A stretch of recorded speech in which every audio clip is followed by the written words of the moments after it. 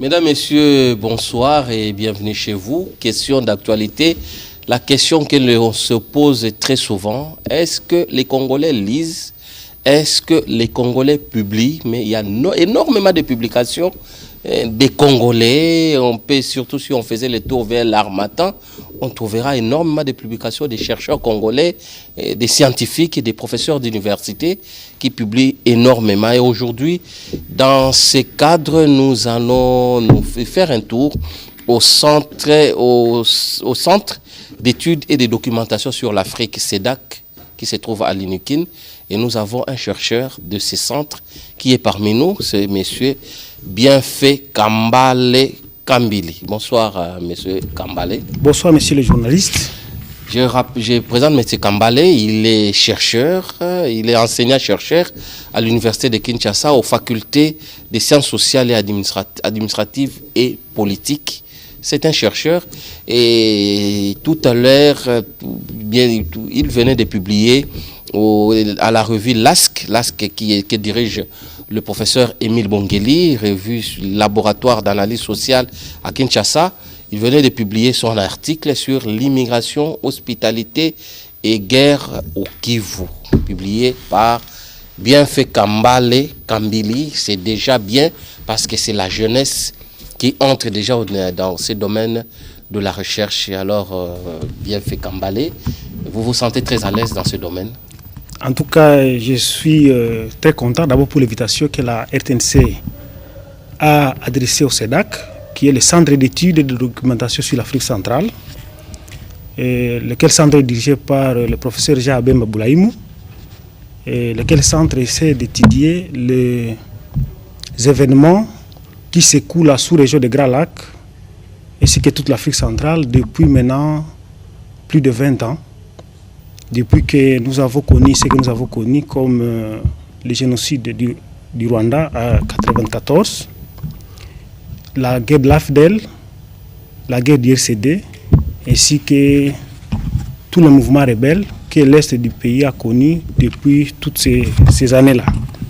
Donc le CEDAC, c'est un centre qui a été créé en 2012, puisqu'il faut quand même parler du centre. Oui, allez-y. Il a été créé en 2012 à l'issue d'un périple, un périple que les religieux congolais ou les églises congolaises avaient effectué en Occident pour expliquer, en tout cas la version congolaise, pour donner la version congolaise de ce qui s'est passé à l'est de la République démocratique du Congo. Alors le périple des églises congolaises avait eu tellement de succès que l'épiscopat catholique rwandais, puisqu'il faut le citer, avait réagi pour dire voilà, les guerres de l'Est de la République démocratique du Congo avaient des origines historiques. Alors, les communiqués passés sur plusieurs chaînes internationales, dont la RFI, BBC, si ce n'est pas un crime de les citer, à la RTNC, et le professeur Jean-Abemba Boulaïmou a réuni autour de lui des éminentes personnalités dans le domaine de la recherche pour pouvoir cogiter, pour pouvoir analyser ensemble si l'affirmation de l'épiscopat catholique rwandais qui disait que les guerres de l'Est avaient des origines historiques, si cette affirmation était-elle fondée ou pas, et si les archives coloniales concernant la RDC, ses relations avec le Rwanda, ses relations avec le Burundi, ne raffermaient pas certains secrets pour pouvoir connaître davantage les origines lointaines de ce que l'Est de la République démocratique du Congo connaît, mais aussi tout ce qui se passe dans la sous-région, tout ce qui s'écoule à la sous-région de Grand Lac. Voilà, c'est comme ça que nous avons commencé à fonctionner autour du professeur Jean-Abemba Boulaïmou pour pouvoir connaître les soubassements historiques de toutes ces mutations politiques qui s'écoulent à la sous-région. Et en fait, en tant que chercheur, vous l'avez dit, bien basé dans un centre qui n'est pas de moindre, quelle est la lecture que vous êtes arrivé à faire sur la situation qui se passe dans l'Est en tant que scientifique? Voilà. Merci pour la question. C'est une question qui peut nous amener à dire beaucoup de choses, puisque ce que vit l'Est de la République démocratique du Congo peut prendre des tonnes et des tonnes de pages.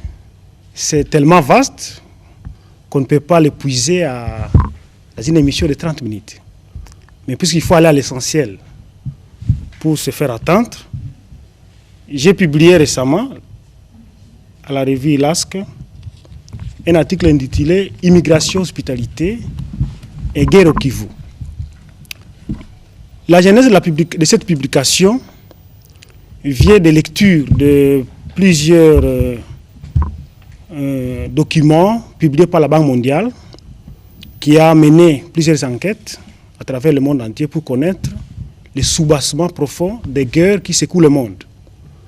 Et généralement, la Banque mondiale a retenu des facteurs comme explicatifs de tout ce que les pays, en tout cas qu'on appelle les pays du Sud, tout ce qui explique les guerres que les pays du Sud connaissent. Pour la Banque mondiale, ce concept c'était, c'est en anglais, greed et grievance. En français, ça signifie quoi? Les griefs ou l'avidité. Pour la Banque mondiale, si on commence d'abord par l'avidité, le premier concept, les guerres que les pays sous-développés connaissent, ce sont des guerres dues essentiellement à l'avidité des dirigeants qui captent suffisamment de ressources pour ne pas les distribuer à des classes sociales défavorisées. Et que cela créerait suffisamment de tensions, cela créerait suffisamment de mouvements rebelles pour pouvoir contrôler par exemple certaines régions qui rafferment suffisamment de minerais pour manger, pour avoir des moyens pour s'assortir socialement par là. Le deuxième, c'était les griefs. La Banque mondiale dit qu'il y a des guerres partout en Afrique, partout dans les pays sous-développés, puisque soit il n'y a pas de démocratie, il y a un problème de démocratie, il y a des dirigeants qui veulent s'accrocher au pouvoir. L'Afrique, c'est le terrain idéal pour expliquer ça. Soit, si ce n'est pas des dirigeants qui veulent s'accaparer de tout le pouvoir pendant longtemps, c'est la malgouvernance ou la mauvaise gouvernance. Ces dirigeants, ils gèrent très mal la chose publique que beaucoup de gens se révoltent, qui sont tentés de prendre les armes ou d'aller dans la rue et de faire tout ce qu'il faut. Si ce n'est pas ça, la Banque mondiale dit que c'est le système éducatif qui est défaillant, qui ne s'est pas produit des élites à la hauteur des demandes. Plusieurs griefs que la Banque mondiale a développés pour compléter sa grille. Alors comme chercheurs, nous nous sommes dit au centre d'études d'augmentation sur l'Afrique centrale, au CEDAC, au-delà de ces deux critères, grievance et greed, en ce qui concerne la situation de l'Est de notre pays, il y a d'autres facteurs explicatifs de ce que vit cette partie Est ou cette partie orientale de notre pays.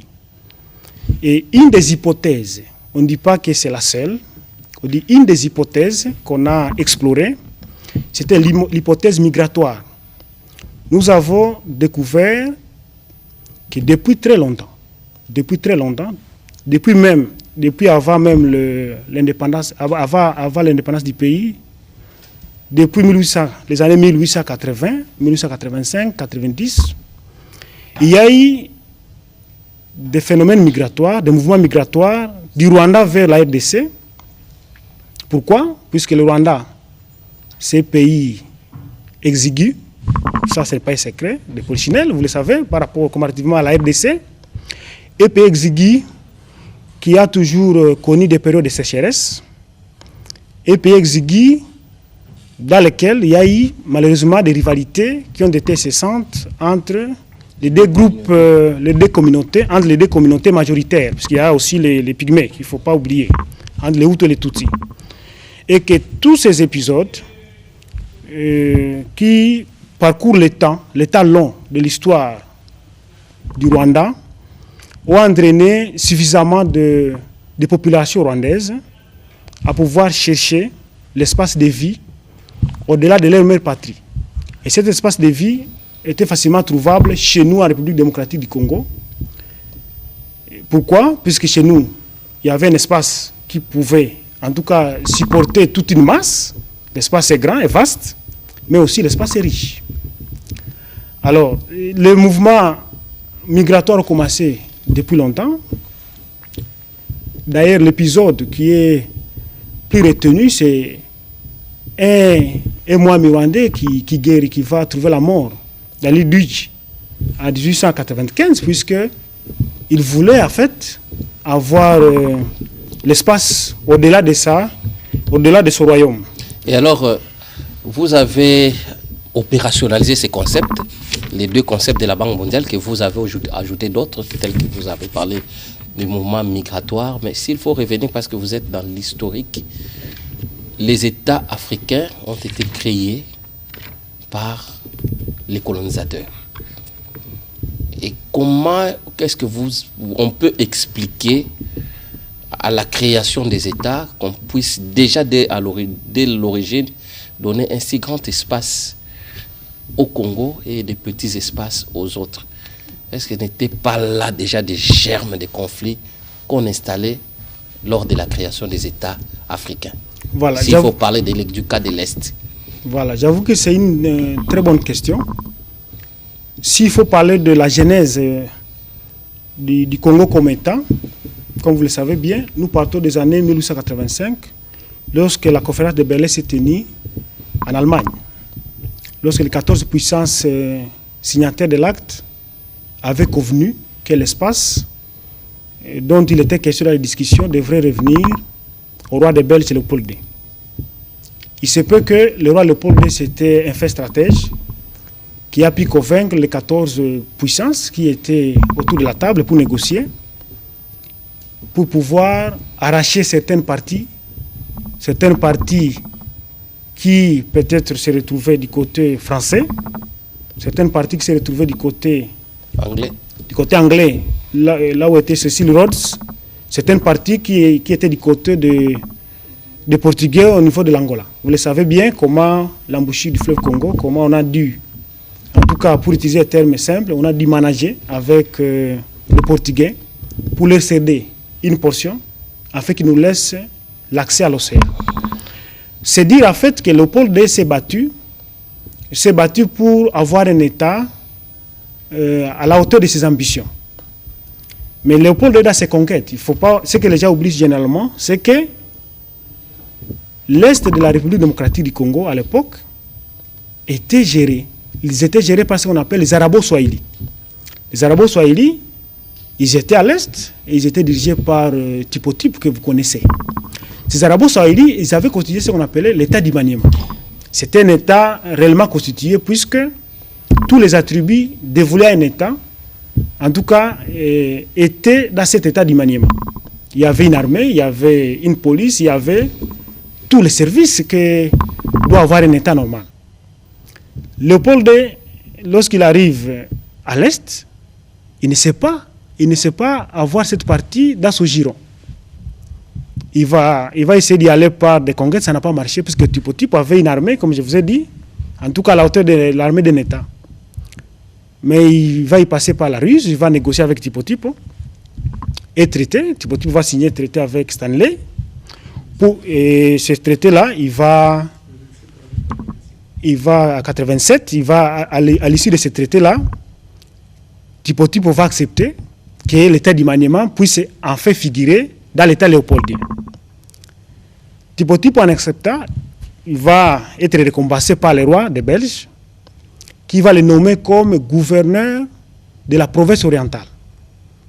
Nous sommes les années 1887. Le Congo actuel n'avait que 3 provinces.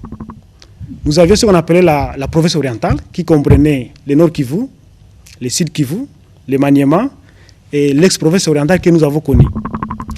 À part la province orientale, nous avions ce qu'on appelait le Congo-Kassai. Le Congo-Kassai, c'était l'Équateur, les Bandundu.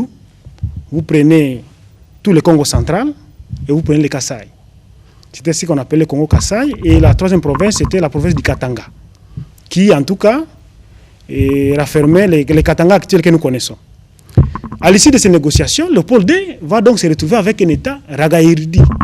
Et cet État-là, il se peut que, selon les archives historiques que nous avons pu consulter, l'État du Maniema de Stanley et de Tipo-Tipo allait au-delà du Rwanda. L'État, il coupait le Rwanda à 2. Ça, parce qu'il y a derrière moi le professeur Ndaïwel, historien, qu'il a dit, s'il y a des terres à réclamer, comme ça, c'est peut-être c'est le Congo qui a des terres à réclamer au Rwanda.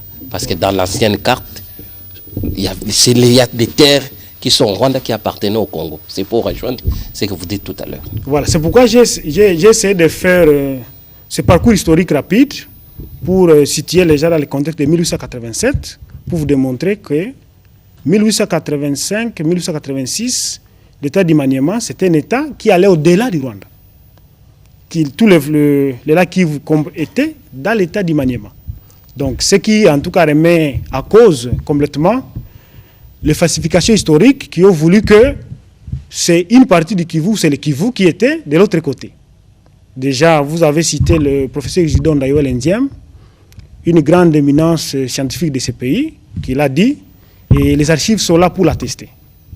Donc, Léopold va se retrouver avec un État, mais qui va quand même connaître des problèmes au niveau de la fixation des frontières, puisqu'il y aura quand même des réclamations des puissances de l'époque qui étaient tout autour de Léopold. Il y avait les Allemands qui étaient à la Ruzizi, il y avait Cecil Rhodes, comme on l'a dit, qui était au sud du Katanga, il y avait les Portugais qui étaient aussi au sud-ouest, il y avait les Français qui étaient non seulement ici en face, mais aussi qui étaient au niveau de Centrafrique, donc au nord de notre pays.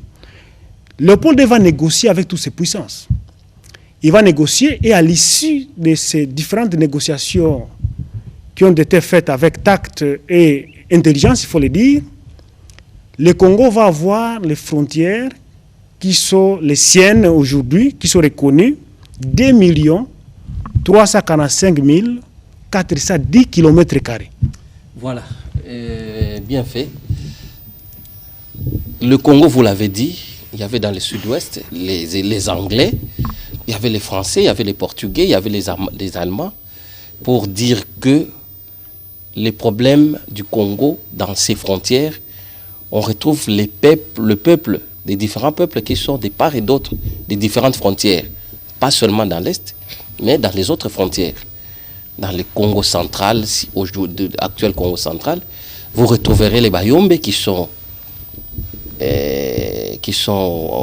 en Angola, donc au Cabinda, et qui sont au Congo. Vous retrouverez ceux qui sont à Luozi, qui sont de part et d'autre au Congo Brazzaville ici. Quand vous allez en Zambie, vous retrouverez les peuples. Mais pourquoi seulement le peuple de l'Est pose problème? Pourquoi pas ailleurs? Ok, c'est une très bonne question aussi. Il faut se situer dans le contexte de 1910, 1920, 1930. Déjà, je l'ai dit tantôt que les mouvements migratoires étaient réels entre le Congo et le Rwanda, étant donné la proximité géographique, mais aussi... Comme ailleurs aussi, entre l'Angola et le Congo, et la Zambie. Puisque nous parlons ici précisément de la partie orientale, c'est pourquoi je ne veux pas m'étaler sur d'autres frontières. Je vais m'étaler d'abord sur les frontières congolaises par rapport à la partie orientale. Les mouvements migratoires étaient fréquents. Pourquoi? Puisqu'il fallait des échanges entre ces peuples, et puis la frontière, elle est naturelle. Donc, elle ne demande pas assez de choses pour être traversée. Ces mouvements migratoires, comme je l'ai dit, certains de ces mouvements migratoires avaient caractère hégémonique. Ça, il faut bien les retenir. C'était un mouvement migratoire avec caractère hégémonique. Je vous ai donné l'exemple du Mwami Kigeri, qui a été abattu. Le Mwami Rwabugeri, qui a été abattu chez nous au Congo, dans l'île d'Uji. Pourquoi? Puisqu'il tentait, en tout cas, d'annexer une partie pour l'annexer à son royaume. Mais lorsque les colons, les Belges, vont gérer le pays, ils vont s'habiter à un problème. Un problème sérieux, c'était le problème de la main pour travailler, de la main-d'œuvre dont ils avaient besoin pour l'industrie minière. Ils avaient besoin de la main-d'œuvre pour l'industrie minière et qu'il y avait une grande partie de la partie orientale de notre pays qui manquait suffisamment d'hommes, de ressources humaines pour pouvoir apporter cette main-d'œuvre dont les Belges avaient besoin dans leur industrie minière. C'est ainsi que les Belges, nos colons, vont faire appel à une main-d'œuvre autre que celle congolaise. Ils vont recourir à la main-d'œuvre rwandaise. Ils vont recourir à la main-d'œuvre rwandaise pour travailler dans l'industrie minière du Kivu, dans l'industrie minière du Katanga. C'est comme ça que ça va naître la MIB, la mission d'immigration de Banyarwanda. La mission d'immigration de Banyarwanda qui va gérer tous ces mouvements migratoires qui étaient faits dans un but essentiellement économique pour les besoins de la colonie. Ils vont travailler chez nous, au Kivu, ils vont travailler au Katanga pendant longtemps. Mais il faut insister là-dessus. Tous ces immigrés qui venaient, ils venaient pour travailler et non pas pour faire autre chose qui ne leur était pas autorisé. Donc, par exemple, ils n'étaient pas autorisés à faire la politique. Vous avez lu l'article, vous avez vu, lorsque le pays accède à l'indépendance, et un fonctionnaire des Nations Unies qui écrit précisément à tous ces immigrés rwandais qui étaient au pays encore, il leur écrit en leur disant: vous qui êtes restés au Congo, je vous demande de rester préoccupés, rester occupés à vos missions, de ne pas vous mêler de la politique. Mais M. Kambale, oui. Je pense que le problème à ce niveau a déjà été résolu. Après Sun City, avec la constitution de 2000, les constitutions que nous avons actuellement, cette constitution a résolu le problème des nationalités. Donc aujourd'hui, on n'est plus à se disputer pour dire qui est congolais, qui ne l'est pas, c'est déjà résolu. Et mais pourquoi, malgré cette solution juridique, il y a encore des tâtonnements, il y a encore de petits problèmes entre communautés dans cette partie est du pays? Voilà, donc vous voyez, je ne sais pas répondre à la question de manière tic au tac, puisque l'histoire n'est pas comme de la mathématique. Hein. L'histoire n'est pas comme 1 plus 1 égale 2. L'histoire a plusieurs subtilités qui demandent d'être connues et d'être explicitées pour qu'elles soient bien assimilées, bien comprises. C'est pourquoi vous voyez, quand vous me posez la question pourquoi seulement à l'Est, pourquoi je ne vous réponds pas pour dire non, c'est à cause de ça. Non, je ne vous dis pas ça. Je vous ai dit, la Banque mondiale a fait son travail, elle a dit ça. En lisant suffisamment des archives, mais aussi en état ressortissant de la région donc, du Nord Kivu, il se peut que l'Est de la République démocratique du Congo a été depuis longtemps, malheureusement, convoité. Convoité, pourquoi? Puisque l'Est de la République démocratique du Congo, comme d'ailleurs toute la République, c'est une partie qui regorge beaucoup de richesses. Pas seulement la richesse, c'est une partie d'abord, une partie vaste, puisque l'Est de la RDC, c'est plus vaste que le Rwanda, il faut le dire. Donc on voit le problème d'abord sous un autre aspect. C'est une partie plus vaste que le Rwanda, lequel Rwanda connaît une pression démographique intense. Il faut commencer par là. Le Rwanda connaît une pression démographique intense. Pourquoi? Puisque c'est un petit pays. Un petit pays, les gens naissent, les gens mettent au monde. Il faut trouver où caser cette population qui vient. Mais il se peut qu'à l'est de la RDC, il y a une grande partie qui est occupée par les Congolais, mais il y a suffisamment encore de parties pour accueillir d'autres. Cela pose problème, il faut le dire. Cela pose problème, pourquoi? Puisque d'autres manquent d'espace, alors que d'autres en ont. Est-ce qu'il n'y a pas moyen de prendre chez le voisin ce qu'on n'a pas chez soi? C'est une question. Je ne réponds pas, mais c'est des questionnements qu'on peut soulever.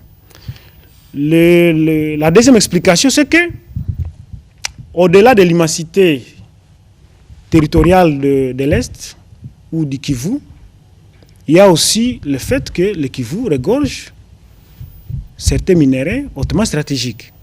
Lesquels minéraux sont utiles pour l'industrie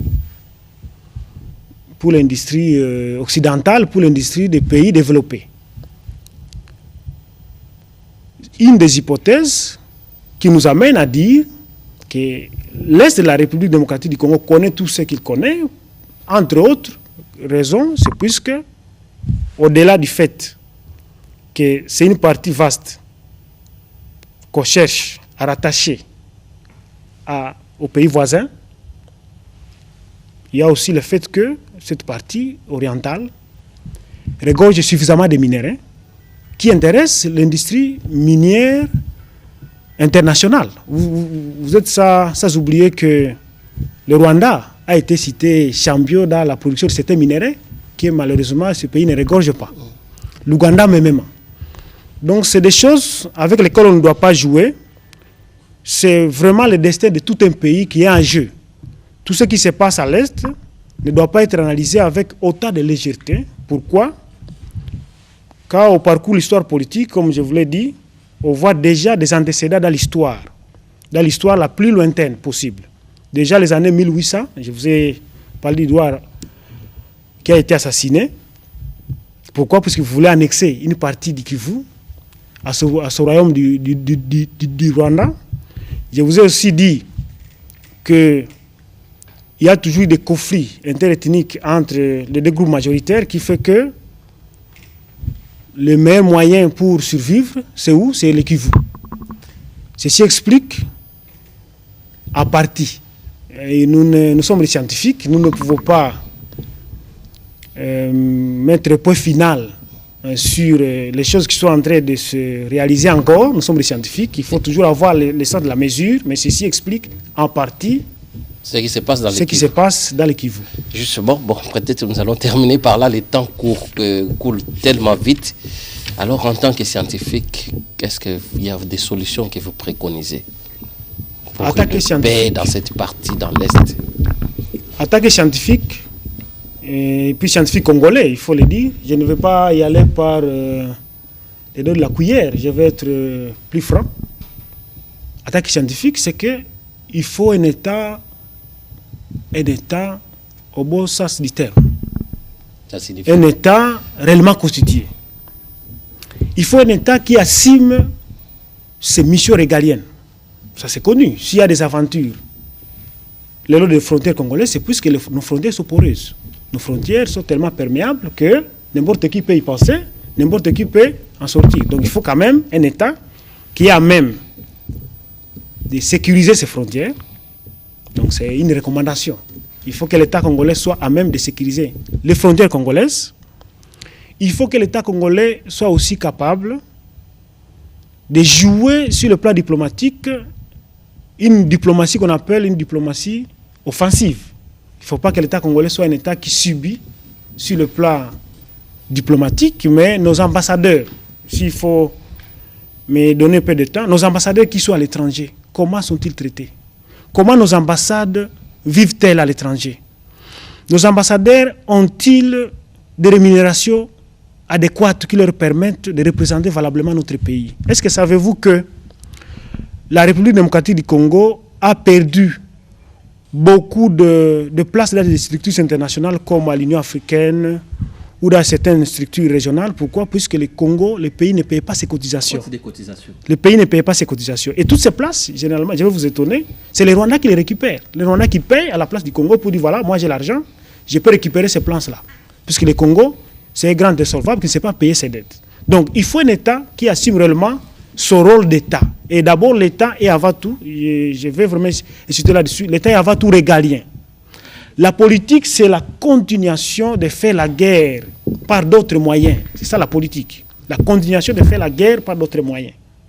C'est ça la politique. Si l'État congolais veut s'assumer comme État, il doit être suffisamment régalien, il doit jouer son rôle dans l'armée, dans la police, dans la diplomatie. Nous devons avoir une économie intégrée. Savez-vous que l'économie congolaise, c'est une économie qui n'est pas intégrée? Vous le savez bien, vous êtes journaliste sur une grande chaîne. 1 litre d'essence qui se négocie à Kinshasa à 1895, se négocie peut-être moins à Goma, se négocie peut-être moins à Kasumbalesa, se négocie peut-être moins à Beni. Ce n'est pas normal, ce n'est pas sérieux. Ce sont des choses qui favorisent la faiblesse de l'État ou qui amènent l'État à être quelque chose de fragile. L'État doit assumer son rôle. Il doit être d'abord régalien avant d'être interventionniste. Il doit être capable de sécuriser la population, capable de garder ses frontières intangibles, héritées de la conférence de Berlin. Si l'État le fait, nous avons l'espoir que toutes les aventures qui se passent dans la sous-région, les aventures occupationnistes, parce qu'il faut le dire, vont cesser. Merci à vous, Bienfait Kambale. J'aimerais bien vraiment voulu vous retenir encore parce que je sens que vos recherches sont très fouillées et vous avez suffisamment à dire autour de la situation de la partie Est, mais nous sommes très limités par le temps et on reviendra avec vous très prochainement pour prendre d'autres aspects que nous n'avons pas pu prendre aujourd'hui dans cette tranche. Et ça, vraiment, nous ferons appel à vous. Merci de votre disponibilité. Je sais que prochainement, vous serez encore disponible pour nous. Alors, merci à vous, chers téléspectateurs. Vous avez bien suivi les jeunes chercheurs qui a donné autant d'éléments de ces recherches et autant d'analyses sur la situation de l'Est. Alors, le peuple, toute la population, il faut que nous ayons également l'habitude de beaucoup lire. Il y a beaucoup de publications autour de la République démocratique du Congo, autour de l'Est. Nous devons beaucoup lire et si nous lisons, nous aurons autant d'informations qui nous permettront de faire face à certaines analyses et parce que le Congo, nous devons nous réveiller pour sauver le Congo. Merci et on se retrouve à la prochaine. Au revoir.